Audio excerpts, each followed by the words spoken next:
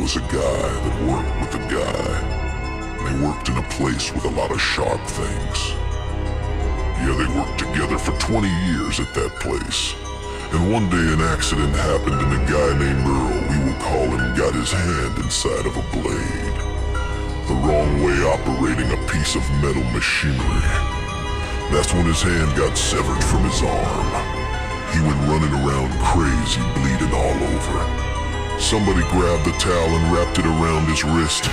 They rushed him to the hospital, nobody paying attention where his hand was when Earl was in the hospital. He asked about his hand, did somebody find it or pick it up? One of the co-workers told him that the hand's not there. He said, what do you mean it's not there? He's saying, I'm telling you it's not there. I don't know where it is. He said it has to be there. That's where it happened. Then he said, Earl, it is not there. I don't know where it went. Everybody there that worked there tried to find the hand, and it wasn't to be found in an outskirts of town on a flatland country land about a mile away from the accident. A lady that lived there was named Mary. She lived alone. Her husband died in a truck wreck a few years ago. And she's been a widow all this time. Well, one night what happened was she was hearing some noise and some scratching sounds at her door.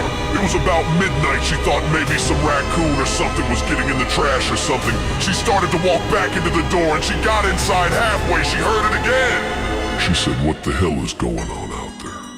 She opened up the door and she looked down. And she saw a spider. She goes, damn, that's a big spider with big legs. That's when that big spider jumped on her face and started squeezing her face.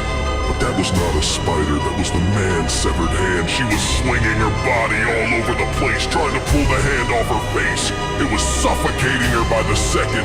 The more harder she grabbed it, the more harder it squeezed her face, ruptured her nose, and her nose started bleeding.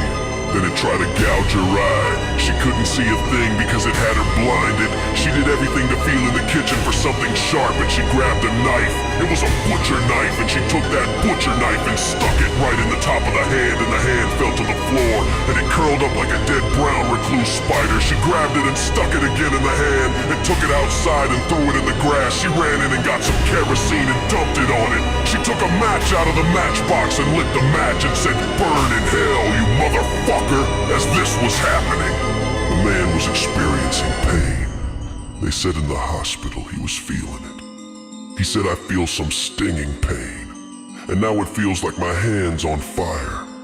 And the doctor said, well, sir, your hand is missing. You're gonna feel pain. He goes, no, this is different. The doctor said, how different? He says it felt like a stabbing pain, and the next thing I know it feels like my hand was on fire. The doctor said, sir, you're hallucinating over the pain medicine we gave you. He said, no, this feels too real. And then all of a sudden the guy named Earl said he didn't feel the pain anymore. The doctor said, see, it was just your medication. Came to find out that Earl used his hands to try to strangle women, and nobody knew about it but him. He was literally a killer at night and a worker during the day, and because that he lost his hand, he was able to control it from far away. He was able to strangle Mary's face but couldn't get to her neck in time. And that's when she stuck his hand and caught his hand on fire that he felt all that. But really in his right mind, he was trying to strangle her without knowing what he was really doing, because he didn't see her face but was going by what he felt. He knew it was a face because he could tell by what he felt. He was trying to go for a neck but jumped on her face because she had her hand on his hand. That's why he couldn't make the move he wanted. So the way the story went, Earl spending 10 years in prison for attempted murder while he was in there. He only spent 5 years in there. And the people beat him up and he died in prison. And so that was his life and what he was doing to women, using his hands to strangle them, but one was severed. He was feeling for his control. Mary was fine. She just had some scratches on her face. She never knew nothing about Earl or about his hand, but knew of that hand that he used on her face of a killer's severed hand. Horror Story was wrote by DRMIX.